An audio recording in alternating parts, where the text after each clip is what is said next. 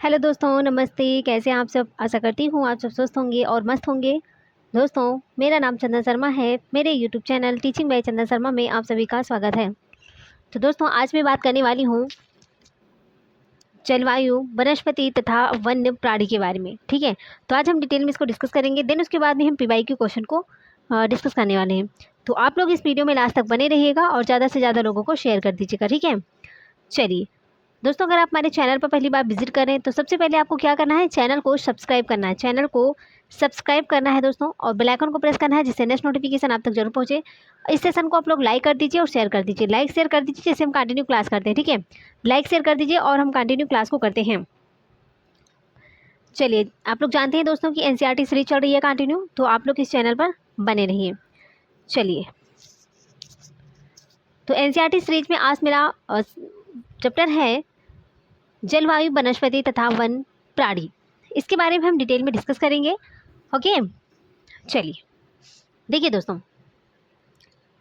आप मौसम के बारे में प्रतिदिन समाचार पत्रों में पढ़ते हैं तथा टेलीविज़न पर देखते हैं अथवा दूसरों को इस संबंध में बातें करते हुए सुनते भी हैं। आप जानते हैं कि मौसम वायुमंडल में दिन प्रतिदिन होने वाला परिवर्तन है।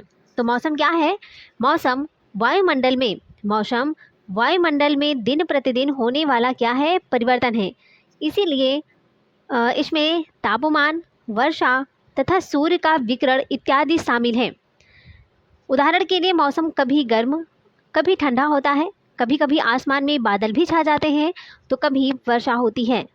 आपने ध्यान दिया होगा कि जब बहुत दिनों तक मौसम गर्म रहता है तब आपको ऊनी वस्त्रों की आवश्यकता नहीं पड़ती है ना? आपने देखा होगा गर्मी में दोस्तों ऊनी वस्त्रों की आवश्यकता आपको नहीं पड़ती है। आप खाने पीने में ठंडे पदार्थों को पसंद करते हैं। इसके विपरीत ऐसे भी दिन होते हैं जब आपको ऊनी वस्त्रों के बिना ठंड लगती है, ठंडी और तेज़ हवाएं चलती हैं। इन दोनों में आप गर्म चीज़ें खाना पसंद करते हैं। सामान्यतः भारत में प्रमुख मौसम होते हैं। तो भारत में कौन कौन से मौसम होते हैं दोस्तों? देखिए, सबसे पहले होता है दोस्तों दिसंबर से फरवरी तक ठंडा मौसम, सर्दी, और मार्च से मई तक गर्म मौसम जिसको गर्मी कहते हैं। जून से सितंबर तक दक्षिण पश्चिम मानसून का मौसम। यहाँ पर जून से सितंबर तक दोस्तों वर्षा होती है, और अक्टूबर एवं नवंबर में मानसून के लौटने का समय होता है जिसको शरद ऋतु बोलते हैं। तो ये बहुत इंपॉर्टेंट है, ये दोस्तों बहुत ज़्यादा इंपॉर्टेंट है। आप लोग इसको नोट डाउन कर लीजिएगा, यहाँ से क्वेश्चन पूछेंगे।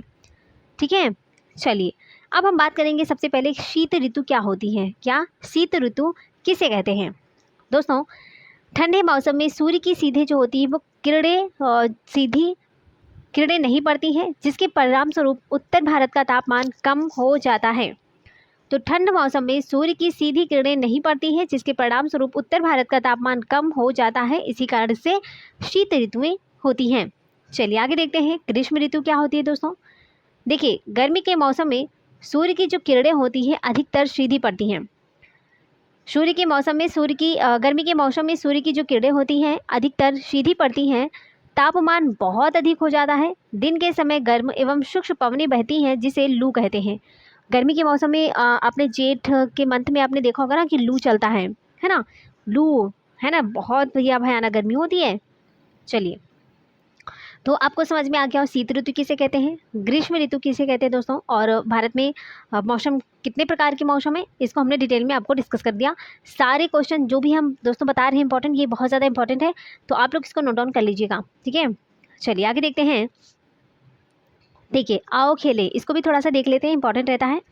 यहाँ से भी क्वेश्चन आयोग जो है यहीं से क्वेश्चन लेता है। तो दोस्तों, आप बीपीएससी का एग्ज़ाम दे रहे हो, यूपीपी का एग्ज़ाम देने जा रहे हो, एंड आरओ एसएससी का कोई भी एग्ज़ाम है, अगर आप इन सब की प्रिपरेशन कर रहे हो तो आपके लिए ये रामबाण क्लास है। ठीक है, क्योंकि कोई भी एग्ज़ाम ऐसा नहीं जिसमें एनसीईआरटी नहीं पूछा जाता। एनसीईआरटी सीरीज है दोस्तों, तो एनसीईआरटी बुक के ही लाइन टू लाइन हम क्वेश्चन आपको करा रहे हैं। पहले हम थ्योरी करवाते हैं इसलिए, और इसके पहले भी मैंने कई क्लासेस करवा दिया है, आप लोग जाकर चैनल पर देख सकते हैं। हम लाइन टू लाइन बताते हैं दोस्तों, और उसी के बाद चलिए, तो दोस्तों यहाँ पर हम देख लेते हैं आओ खेले के बारे में। यहाँ से इंपॉर्टेंट रहता है। देखिए, हमारे देश के सभी भागों में लोग अपने क्षेत्र में पाए जाने वाले फलों के ठंडे पेय जिसे शरबत कहा जाता है का सेवन करते हैं। ये पेय पदार्थ प्यास को बुझाने के सबसे अच्छे साधन हैं तथा लू के दुष्प्रभावों से हमारे शरीर की रक्षा भी करते हैं। क्या आपने कभी आम, बेल, नींबू, इमली, तरबूज तथा दही का शरबत जैसे छाछ हो गया, मट्ठा, मोरी इत्यादि पिए हैं?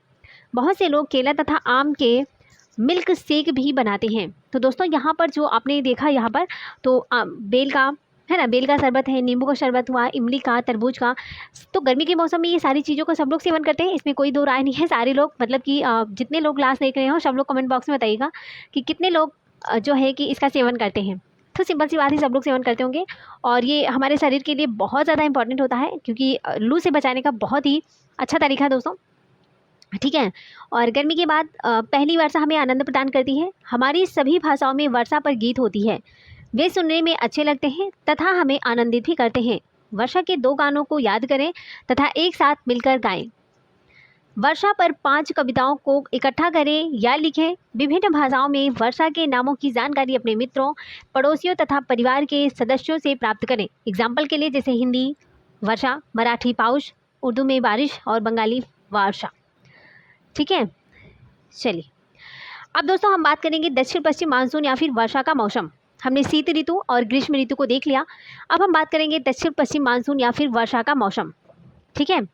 देखिए ये जो मानसून के आने तथा आगे बढ़ने का मौसम है, इस समय पवन बंगाल की खाड़ी तथा अरब सागर से स्थल की ओर बहती है।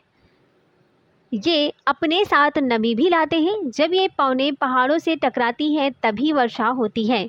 जब ये पवनें क्या करती हैं, पहाड़ों से टकराती है, तब क्या होता है दोस्तों, तब वर्षा होती है। चलिए अब बात करेंगे मानसून के लौटने का मौसम या फिर शरद ऋतु। देखिए शरद ऋतु क्या होता है, इस समय पवन स्थल भागों से लौटकर बंगाल की खाड़ी की ओर बहती है। किसकी ओर, तो बंगाल की खाड़ी की ओर बहती है। यह मानसून के लौटने का मौसम होता है। भारत के दक्षिणी भागों में विशेषकर तमिलनाडु तथा कहाँ पर, विशेषकर तमिलनाडु तथा आंध्र प्रदेश, तमिलनाडु तथा आंध्र प्रदेश में इस मौसम में वर्षा होती है। किसी स्थान पर अनेक वर्षों में मापी गई मौसम की औसत दशा को क्या कहते हैं, जलवायु। तो अगर आपसे पूछा जाए जलवायु किसे कहते हैं, तो किसी स्थान पर अनेक वर्षों में मापी गई मौसम की औसत दशा को जलवायु कहते हैं। भारत की जलवायु को मोटे तौर पर मानसूनी जलवायु कहा जाता है। मानसून शब्द अरबी भाषा के मौसम से लिया गया है। तो कहाँ से, मानसून शब्द अरबी भाषा के मौसम से लिया गया है जिसका अर्थ होता है मौसम। भारत की स्थिति उष्णकटिबंध में होने के कारण अधिकतर वर्षा मानसूनी पवन से होती है। भारत में कृषि वर्षा पर निर्भर है। अच्छे मानसून का मतलब है पर्याप्त वर्षा तथा प्रचुर मात्रा में फसलों का उत्पादन। तो ये सारी एक एक पॉइंट दोस्तों बहुत ज़्यादा इंपॉर्टेंट है। आपसे कोई पूछ रहे कि जलवायु किसे कहते हैं, तो आपको बताना है जलवायु किसे कहते हैं, है ना। और मानसूनी जलवायु किसे कहते हैं, भारत की जलवायु को मोटे तौर पर मानसूनी जलवायु भी कहा जाता है ना। अच्छा जो हाँ ये क्वेश्चन बहुत ज़्यादा इंपॉर्टेंट है। यहाँ से क्वेश्चन बन सकता है कि मानसून शब्द किस भाषा के मौसम से लिया गया है, तो ये दोस्तों लिया गया है अरबी भाषा के मौसम से लिया गया है जिसका अर्थ होता है मौसम, ठीक है। ये बहुत ज़्यादा इंपॉर्टेंट है। एनसीईआरटी ये क्वेश्चन, आयोग ये क्वेश्चन बना सकता है, इसलिए एक एक पॉइंट को आप लोग ना 60 नोट्स बना लीजिए। मैं आपसे मतलब कि यही कहूँगी कि आप लोग कॉपी और पेन साथ लेकर बैठो। जैसे मैं थ्योरी क्लास आपको प्रोवाइड कर रही हूँ तो क्वेश्चन आंसर मत बनाइए, लेकिन जो यहाँ से आप एक एक की पॉइंट जो मैं बोल रही हूँ इसको आप लोग नोट डाउन कर लीजिए। आपकी बहुत बेहतरीन नोट्स बन जाएगी दोस्तों।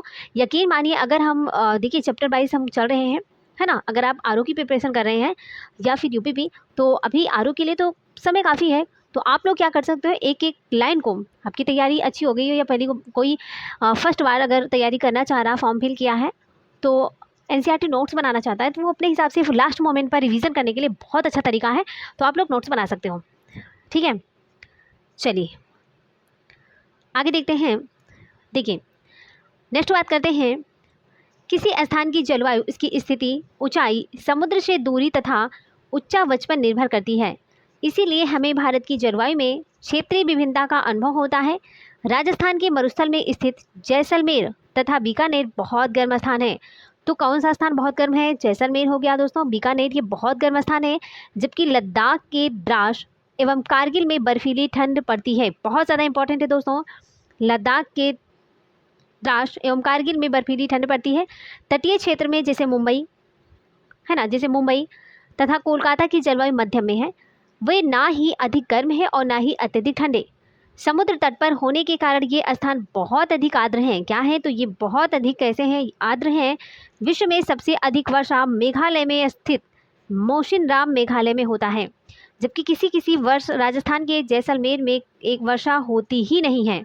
तो अगर पूछा जाए, ये क्वेश्चन बहुत ज़्यादा फेवरेट है दोस्तों, कि विश्व में सबसे अधिक वर्षा वाला स्थान कौन सा है? तो विश्व में सबसे अधिक वर्षा वाला जो स्थान है वो है मोशिनराम, ये मेघालय में पाया जाता है। और जैसलमेर और बीकानेर में बहुत गर्म होती है, राजस्थान में यहाँ पर वर्षा कभी कभी होती ही नहीं है ना। तो ये सारी पॉइंट बहुत ज़्यादा इंपॉर्टेंट है। चलिए आगे देखते हैं दोस्तों। नेक्स्ट क्वेश्चन है, यहाँ पर बात करेंगे प्राकृतिक वनस्पति के बारे में। किसके बारे में? प्राकृतिक वनस्पति। देखिए, हम अपने चारों तरफ विभिन्न प्रकार का पादप जीवन देखते हैं, है ना। विभिन्न प्रकार के पादप जीवन को देखते हैं। हरे घास वाले मैदान में खेलना बहुत अच्छा लगता है। कुछ पौधे कैसे होते हैं? छोटे होते हैं, जिन्हें झाड़ी कहा जाता है। तो जो पौधे बहुत छोटे होते हैं उनको झाड़ी कहते हैं, जैसे कैक्टस हो गया, फूलों वाले पौधे इत्यादि। ये सारे पौधे ना बहुत ही छोटे होते हैं, है ना, बहुत छोटे होते हैं। और इसके अतिरिक्त बहुत से लंबे वृक्ष भी होते हैं, उनमें से कुछ में बहुत शाखाएं तथा पत्तियां होती हैं, जैसे कि आपने देखा होगा नीम है दोस्तों, आम है। ये सारे पौधे, कुछ वृक्ष ऐसे भी होते हैं जिनमें पत्तियों की मात्रा बहुत कम होती है, जैसे नारियल हो गया, है ना। घास, झाड़ियाँ तथा पौधे जो बिना मनुष्य की सहायता के उपजते हैं उनको क्या कहते हैं? तो प्राकृतिक वनस्पति बोलते हैं। जो मानव की सहायता के बिना उपजते हैं वो प्राकृतिक वनस्पति कहे जाते हैं। क्या आप कभी यह नहीं सोचते कि एक दूसरे से किस प्रकार भिन्न है? अलग अलग जलवायु में अलग अलग प्रकार की वनस्पतियाँ पाई जाती हैं। इनमें वर्षा की मात्रा सबसे इम्पॉर्टेंट होती है, और भी जलवायु की भिन्नता के कारण भारत में अलग अलग तरह की वनस्पतियाँ पाई जाती हैं। हमें वनों की आवश्यकता क्यों है? हमें देखिए, अब आप क्वेश्चन बच्चों से अगर आप पढ़ा रहे हो क्लास में, या फिर मैं आपसे क्वेश्चन पुटअप कर रही हूँ कि हमें वनों की आवश्यकता क्यों होती है, बताइए हमें वनों की आवश्यकता क्यों है? देखिए दोस्तों, सबसे पहली बात तो हमें वनों की आवश्यकता क्यों है? वन हमारे लिए बहुत ही ज़्यादा लाभदायक है। ये विभिन्न कार्य करते हैं। पेड़ पौधे ऑक्सीजन छोड़ते हैं, जिसे हम सांस के रूप में लेते हैं, तथा कार्बन डाइऑक्साइड को ग्रहण करते हैं। पेड़ पौधे की जड़ें मिट्टी को बांध कर रखती हैं, तथा इस प्रकार वे मिट्टी को अपरदन को रोकते हैं। तो इस प्रकार से मिट्टी के अपरदन को रोकती हैं। मिट्टी की जड़ें जो होती हैं ना, पेड़ पौधों की जो जड़ें होती हैं वो मिट्टी को बांध कर रखती हैं। पेड़ पौधे ऑक्सीजन छोड़ते हैं और कार्बन डाइऑक्साइड को ग्रहण करते हैं। ऑक्सीजन छोड़ते तभी तो हमें ऑक्सीजन मिल रहा है ना। आपने देखा होगा कोरोना काल में अच्छे को ऑक्सीजन नहीं मिल रहा था, और इसीलिए कहते हैं कि पेड़ को लगाना चाहिए दोस्तों, क्योंकि पेड़ जो होते हैं, पेड़ पौधे जो होते हैं वो ऑक्सीजन देते हैं और कार्बन डाइऑक्साइड लेते हैं। तो वो हम लोग के लिए तो ऑक्सीजन छोड़ रहे हैं, है ना, इसलिए पेड़ पौधों को लगाना बहुत इंपॉर्टेंट है। चलिए आगे देखते हैं। देखिए दोस्तों, वनों से हमें ईंधन, लकड़ी, चारा, जड़ी बूटियाँ, लाख, शहद, गोंद, ये सारी चीज़ें प्राप्त होती है। वन्य जीवों के प्राकृतिक निवास भी हैं। पेड़ों की अंधाधुंध कटाई के कारण भारी मात्रा में प्राकृतिक वनस्पतियाँ समाप्त भी हो गई हैं। हमें अधिक पौधे लगाने चाहिए। जो पेड़ बचे हैं उनकी रक्षा भी करनी चाहिए, और लोगों को पेड़ों की महत्व के बारे में बताना भी चाहिए। हम लोग कुछ खास आयोजन जैसे वन महोत्सव मनाकर अधिक से अधिक लोगों को इस प्रयास में शामिल कर सकते हैं, तथा पृथ्वी को हरा भरा रख सकते हैं। तो हमें बहुत ज़्यादा पेड़ पौधे लगाना चाहिए दोस्तों, है ना। हमें बहुत ज़्यादा पेड़ पौधे को लगाना चाहिए, है ना। देखिए, यहाँ पर हम थोड़ा सा देख लेते हैं दोस्तों। लीला के माता पिता ने उसके जन्म पर नीम के एक पौधे को रोपा। प्रत्येक जन्मदिन पर उन्होंने अलग अलग पौधों को रोपा था। इनको हमेशा पानी से सींचा जाता था, तथा अत्यधिक गर्मी, सर्दी एवं जानवरों से बचाया भी जाता था। बच्चे भी यह ध्यान रखते थे कि उन्हें कोई नुकसान न पहुंचाया जाए। जब लीला 20 वर्ष की हुई तब 21 सुंदर वृक्ष उसके घर के चारों ओर खड़े थे। चिड़ियों ने उन पर अपना घोंसला बना लिया था। फूल खिलते थे, तितलियां उनके चारों ओर मंडराती थी। बच्चों ने उनके फलों का आनंद लिया था, उनकी शाखाओं पर झूले तथा उनकी छाया में भी खेले। इसलिए कहते हैं ना कि पेड़ को लगाना चाहिए। पेड़ को लगाना दोस्तों बहुत इंपॉर्टेंट है, क्योंकि वो हमें ऑक्सीजन भी देते हैं, फल फूल, है ना, हर चीज़ तो देते हैं पेड़। तो हमें पेड़ को लगाना चाहिए। देखिए, चलिए अब हम बात करते हैं दोस्तों वन्य प्राणी को। आप फिगर के माध्यम से देख सकते हो दोस्तों ये जो पेड़ होते हैं यहाँ पर मिट्टी को बांधे हैं, यहाँ पर ऑक्सीजन दे रहे हैं, है ना। शहद है, फल है, गोंद और लाख है, वन्य जीवों का प्राकृतिक निवास है पेड़। इमारती लकड़ी भी देता है, रबड़ भी दे रहा है, फर्नीचर, देखिए लकड़ी से फर्नीचर बन रहा है, खेल का सामान भी बन रहा है, ईंधन भी प्रोवाइड कर रहा है हमको, और चारा भी देता है, आश्रय है ना, पेड़ों से आश्रय भी होता है, एंड दवाइयाँ भी बनाई जाती हैं पेड़ों से। तो पेड़ों के बहुत लाभ हैं, तो इसलिए पेड़ को लगाना चाहिए। लोगों को पेड़ों के बारे में महत्व बताना चाहिए कि पेड़ लगाने से ये चीज़ें हम लोगों के लिए लाभकारी है। तो हमें जो है कि लोगों को जागरूक करना चाहिए और पेड़ ज़्यादा से ज़्यादा हमें वृक्षारोपण करना चाहिए, है ना। चलिए आगे बात करते हैं वन्य प्राणी के बारे में। किसके बारे में दोस्तों? वन्य प्राणी के बारे में। देखिए, वन विभिन्न प्रकार के वन्य जीवों का निवास होता है। वनों में जंतुओं की हजारों प्रजातियां तथा बड़ी संख्या में विभिन्न प्रकार के सरीसृपों, उभयचरों, पक्षियों, स्तनधारियों, कीटों तथा कृमियों का निवास होता है। किसका? कृमियों का निवास होता है। चलिए आगे देखते हैं। देखिए दोस्तों, बाघ क्या है? हमारा राष्ट्रीय पशु है। बाघ हमारा राष्ट्रीय पशु है। बाघ हमारा राष्ट्रीय पशु है। यह देश के विभिन्न भागों में पाया जाता है। गुजरात के गिर वन में एशियाई शेरों का निवास है। तो मोस्ट इंपॉर्टेंट है, गुजरात का गिर में कौन सा जानवर रहता है? तो वहाँ पर एशियाई शेरों का निवास है। हाथी तथा एक सींग वाले गेंडे असम के जंगलों में घूमते हैं। एक सींग वाले गेंडे कहाँ पर मिलते हैं दोस्तों? तो असम में पाए जाते हैं, है ना। बहुत इंपॉर्टेंट है, यहाँ से एक एक लाइन बहुत ज़्यादा इंपॉर्टेंट है, इसलिए प्लीज़ आप लोग नोट डाउन कर लीजिएगा। तो यहाँ पर है, सबसे पहला पॉइंट ये है कि गुजरात के गिर वनों में एशियाई शेरों का निवास है। हाथी तथा एक सींग वाले गेंडे असम के जंगलों में घूमते हैं। वेरी इंपॉर्टेंट है। हाथी केरल एवं कर्नाटक में भी मिलते हैं। तो हाथी कहाँ पर मिलते हैं? तो हाथी दोस्तों कहाँ पर मिलते हैं? हाथी केरल और कर्नाटक में मिलते हैं। हाथी और एक सींग वाले गेंडे दोस्तों असम में मिलते हैं। गुजरात के गिर में एशियाई शेरों का निवास है ना। चलिए, ऊंट भारत के रेगिस्तानी तथा जंगली गधा, जो जंगली गधा दोस्तों वो कच्छ के रण में पाए जाते हैं। जंगली बकरी, हिम तेंदुआ, भालू इत्यादि ये सारी चीज़ें हिमालय के क्षेत्र में पाए जाते हैं। इनके अतिरिक्त बहुत से दूसरे जानवर जैसे बंदर है, सियार है, भेड़िया, नीलगाय, चीतल इत्यादि भी हमारे देश में पाए जाते हैं। तो यहाँ पर जो हमने पॉइंट आपको बताया सारे इंपॉर्टेंट है, इसको नोट डाउन कर लीजिएगा। तो और नेक्स्ट देखिए, भारत में भी पक्षियों की भी ऐसी ही प्रचुरता है जैसे मोर हमारा राष्ट्रीय पक्षी है ना। तो भारत में पक्षी जो है तोता, मैना, कबूतर, बुलबुल तथा बत्तख इत्यादि हैं। अन्य बहुत ऐसे सारे राष्ट्रीय पक्षी उद्यान हैं जो पक्षियों का उनका प्राकृतिक निवास प्रदान करते हैं। उद्यान शिकारियों से पक्षियों की रक्षा करते हैं। तथा क्या आप अपने क्षेत्र में पाए जाने वाले 5 पक्षियों के नाम बता सकते हो? आपको कमेंट बॉक्स में बताना है 5 पक्षियों के नाम, ठीक है। भारत में सांपों की सैकड़ों प्रजातियां पाई हैं। उनमें से कोबरा और करेत प्रमुख हैं। कोबरा, करेत बहुत ज़्यादा इंपॉर्टेंट है। वनों के कटने तथा जानवरों के शिकार के कारण भारत में पाए जाने वाले वन्य जीवों की प्रजातियां जो हैं वो तेज़ी से घट रही हैं। बहुत सी प्रजातियां तो समाप्त भी हो चुकी हैं। उनको बचाने के लिए बहुत से नेशनल पार्क, पशु विहार तथा जीव मंडल आरक्षित क्षेत्र भी स्थापित किए गए हैं। सरकार ने हाथियों तथा बाघों को बचाने के लिए बाघ परियोजना एवं हस्ती परियोजना जैसी परियोजनाओं को शुरू भी किया है। क्या भारत के कुछ पशु विहारों के नाम तथा मानचित्र पर उनकी स्थिति बता सकते हैं? बाघ है, और यहाँ पर हाथी है ना, चीता है, गेंडा है, आप बता सकते हैं फिगर के माध्यम से। हिरन है, बत्तख है। चलिए आगे देखते हैं दोस्तों। देखिए, आप वन्य जीवों के संरक्षण में अपना हाथ बटा सकते हो। आप जानवरों के शरीर के विभिन्न अंगों जैसे हड्डी, सींग, हड्डी हो गया, सींग है तथा पंख से बने पदार्थों को खरीदने से इनकार कर सकते हैं। प्रत्येक वर्ष हम लोग अक्टूबर के पहले सप्ताह को वन्य जीव सप्ताह के रूप में मनाते हैं ताकि वन्य जीवों के निवास को संरक्षित रखने के लिए जागरूकता लाई जा सके। तो कौन से मंथ में दोस्तों बताइए? अक्टूबर का जो फर्स्ट वीक होता है ना, 1 से 7 अक्टूबर तक, इसको हम वन्य जीव सप्ताह भी मनाते हैं। तो 1 से 7 अक्टूबर को हम वन्य जीव सप्ताह मनाते हैं। बहुत ज़्यादा इंपॉर्टेंट है ये, आल एग्जाम में क्वेश्चन पूछा जाता है, इसलिए वेरी इंपॉर्टेंट है, ठीक है। चलिए अब देखते हैं प्रवासी पक्षी के बारे में। कुछ पक्षी जैसे पीटर बतख है, किरलीपू है, फ्लेमिंगो है, आपलो, लिटिल स्टैंड प्रत्येक वर्ष सर्दी के मौसम में हमारे देश में आते हैं। और सबसे छोटी लिटिल स्टैंड जिसका वजन लगभग 15 ग्राम होता है, आर्कटिक प्रदेश से 8000 किलोमीटर की दूरी तय कर भारत आती है। बताइए कितनी मेहनती चिड़िया है दोस्तों ये। छोटी लिटिल स्टैंड जिसका वजन लगभग 15 ग्राम होता है, ये आर्कटिक प्रदेश से 8000 किलोमीटर की दूरी तय कर भारत आती है। सोचिए 8000 दूरी तय कर वो आती है, कितनी महान है वो।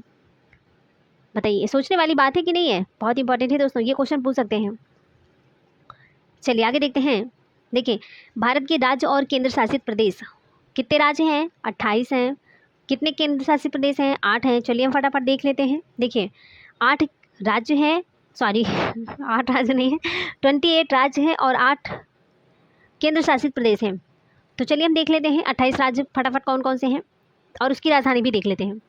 ठीक है, देखिए आंध्र प्रदेश हैदराबाद, अरुणाचल प्रदेश ईटानगर, असम दिसपुर, बिहार पटना, छत्तीसगढ़ रायपुर, गोवा पणजी, गुजरात गांधीनगर, हरियाणा चंडीगढ़, हिमाचल प्रदेश शिमला, झारखंड रांची, कर्नाटक बेंगलुरु। चलिए आगे देखते हैं दोस्तों। तो यहाँ पर हम बात करेंगे दोस्तों, हिमाचल प्रदेश की राजधानी शिमला है, झारखंड की रांची है, कर्नाटक की बेंगलुरु है, केरल की तिरुवनंतपुरम है, मध्य प्रदेश की भोपाल है, महाराष्ट्र की मुंबई है, मणिपुर की इम्फाल है, मेघालय शिलांग है, मिजोरम आइजोल है, नागालैंड की कोहिमा है, ओडिशा की भुवनेश्वर है, पंजाब की चंडीगढ़ है, राजस्थान जयपुर, सिक्किम गंगटोक, तमिलनाडु चेन्नई, तेलंगाना हैदराबाद, उत्तराखंड देहरादून, उत्तर प्रदेश लखनऊ, त्रिपुरा अगरतला, पश्चिम बंगाल कोलकाता। ये सारे 28 राज्य हैं दोस्तों। तो ये बहुत ज़्यादा इंपॉर्टेंट है और कोई भी एग्ज़ाम हो वहाँ पर स्टेट और वहाँ उसकी जो राजधानी है यह क्वेश्चन पूछा जाता है हमेशा, कोई भी एग्ज़ाम हो उसमें पूछा जाता है। चलिए देखते हैं केंद्र शासित प्रदेश की राजधानी कौन कौन सी है। तो अंडमान और निकोबार द्वीप समूह की राजधानी पोर्ट ब्लेयर है और चंडीगढ़ की चंडीगढ़ होती है ना। और दादरा एवं नागर हवेली एंड दमन और दीव की दमन है, लक्षद्वीप की कवरत्ती है, पुदुचेरी है और नई दिल्ली की नई दिल्ली है, जम्मू कश्मीर की श्रीनगर है एंड लद्दाख की लेह है। तो ये सारे इंपॉर्टेंट बहुत हैं, इसलिए हमने सोचा कि आप लोगों को राज्य और यूनियन टेरिटरी के बारे में थोड़ा सा बता दिया जाए। बताइए ये क्लास कैसी थी, आपको बताना है कि क्लास कैसी है। देखिए मेरा जो इरादा था आप लोगों को एनसीईआरटी सीरीज प्रोवाइड करने का। तो एनसीईआरटी सीरीज दोस्तों इस चैनल पर कंटिन्यू चल रही है। तो आपको बताइए कैसा लग रहा है, आपको मज़ा आ रहा है कि नहीं आ रहा? आपको कमेंट बॉक्स में बताना मज़ा आ रहा है कि नहीं आ रहा। बताइए क्लास अच्छी है कि नहीं है। भाई एनसीईआरटी सीरीज चल रही है ज्योग्राफी की। हमने आपको पहले बताया है कि हम पहले जियोग्राफी को हम पहले समाप्त करेंगे, देन उसके बाद में ईवीएस की क्लास प्रोवाइड करेंगे आपको। तो बहुत ज़्यादा इंपॉर्टेंट क्लास है दोस्तों, तो आप लोग मिस मत कीजिए, है ना। और सब्जेक्ट वाइज हम चलते रहेंगे। तो हम सबसे सोच रहे हैं पहले कि हम ज्योग्राफी को ही फिनिश कर देते हैं, है ना। और बीच बीच में हम ईवीएस की क्लास देंगे और ईवीएस की क्लास तो तड़ाके डालेंगे, बहुत ही तड़ाके डालेंगे। आप एक बार क्लास देखोगे ना ईवीएस की तो कहोगे वाह हमें मज़ा आ गया, इतनी बेस्ट क्लास होगी, आपको कहीं और पढ़ने की ज़रूरत ही नहीं पड़ेगी, ईवीएस हो या ज्योग्राफी हो, है ना। और उम्मीद यही है कि मैं जितने भी क्वेश्चन आपको करा रही हूँ आप लोग अच्छे से एक चैप्टर पढ़िए और अच्छे से तुरंत आपको याद हो जाना चाहिए कि अगर दूसरे दिन मैं उसी से रिलेटेड कोई क्वेश्चन पूछूं तो आप उसका रिप्लाई दे सकूं। इसलिए मैं चाहती हूं कि डेली आप लोग क्लास को देखिए और उसको अच्छे से रिवाइज कर लीजिए। चलिए आगे देखते हैं। अब फटाफट हम चलते हैं क्वेश्चन की तरफ और जो भी इंपॉर्टेंट क्वेश्चन आंसर है उसको हम देख लेते हैं। ठीक है, देखिए मेरा पहला क्वेश्चन है कि मानसून शब्द की उत्पत्ति किस भाषा में हुई। ये हमने क्वेश्चन डिस्कस किया था। बताइए मानसून शब्द की उत्पत्ति किस भाषा से हुई है। बताइए अरबी से हुई है, फारसी से, लैटिन से या फिर संस्कृत भाषा से। बताइए तो मानसून शब्द की उत्पत्ति दोस्तों हुई है, किससे हुई है? अरबी भाषा से। Option is the right answer हो जाएगा। ठीक है, किससे हुई है? अरबी भाषा से हुई है। चलिए आगे देखते हैं। नेक्स्ट क्वेश्चन है निम्नलिखित में से भारत के किस भाग में लौटते हुए मानसून के कारण वर्षा होती है। असम होगा, महाराष्ट्र एवं बिहार होगा, बंगाल एवं राजस्थान होगा, तमिलनाडु एवं आंध्र प्रदेश होगा। तो भारत के किस भाग में लौटते हुए मानसून के कारण वर्षा होती है, इसका राइट आंसर क्या हो जाएगा? इसका राइट आंसर हो जाएगा दोस्तों तमिलनाडु एवं आंध्र प्रदेश। इसको हमने डिस्कस किया था। ठीक है, सारे क्वेश्चन को हमने डिस्कस किया है, पूरी जो है हमने एनसीईआरटी से ही क्वेश्चन को लिया है और एनसीईआरटी बुक को भी हमने आपको प्रोवाइड किया है। तो डेली आप देख सकते हो जो हमने थ्योरी क्लासेस देखते हैं उसी से क्वेश्चन बनते हैं, है ना। ऐसा तो है नहीं कि हम कोई क्वेश्चन अपने मन से बनाते हैं। तो सारे क्वेश्चन इंपॉर्टेंट है, इसलिए मैं प्लीज़ आपको कहते हैं वीडियो को स्किप मत कीजिएगा, वीडियो को स्किप मत कीजिएगा और पूरी वीडियो को देखिएगा, आपको सच में मज़ा आ जाएगा। आप फिर यही सोचोगे ना, जिसको ज्योग्राफी आती ही नहीं है, आप सोचोगे वाह मुझे ज्योग्राफी आ कैसे गई, मैं तो इसे कभी पढ़ा नहीं था फिर भी मुझे इतना इंटरेस्ट कैसे हो गया। आप थोड़ा सा इंटरेस्ट करके तो देखिए, बहुत अच्छी क्लास है दोस्तों। चलिए आगे क्वेश्चन है कि नीचे दिए गए कथन एवं कारण पर विचार कीजिए। कथन दिया गया है भारत की जलवायु को मानसूनी जलवायु कहा जाता है, या फिर भारत की स्थिति उष्णकटिबंध होने के कारण अधिकतर वर्षा मानसूनी पवन से होती है। बताइए इसका राइट आंसर क्या हो जाएगा? ए और आर दोनों सही है तथा आर ए की सही व्याख्या करता है।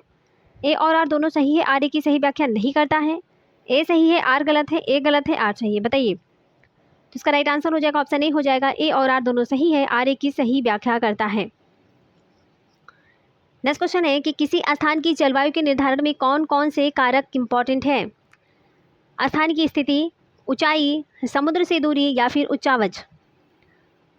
तो किसी स्थान की जलवायु के निर्धारण में कौन कौन से कारक है जो बहुत ज़्यादा इंपॉर्टेंट है दोस्तों? तो इसका राइट आंसर हो जाएगा ऑप्शन डी। ठीक है, उपरोक्त सभी स्थान की स्थिति भी इंपॉर्टेंट है और उसकी ऊंचाई भी, समुद्र से दूरी भी और उच्चावच भी। ठीक है, तो इसका राइट आंसर हो जाएगा उपरोक्त सभी। नेक्स्ट क्वेश्चन है कि विश्व में सर्वाधिक वर्षा कहाँ पर होती है? तो मेघालय, मौसम नाम मेघालय में, इसको हमने डिस्कस किया था, option C is the right answer हो जाएगा। नेक्स्ट क्वेश्चन है कि भारत में उष्णकटिबंधीय वर्षा वन कहाँ पाए जाते हैं? अंडमान निकोबार द्वीप समूह में, उत्तर पूर्वी राज्यों में, पश्चिमी घाट या फिर प्रायद्वीपीय पठारी क्षेत्र में। बताइए इसका राइट आंसर क्या हो जाएगा?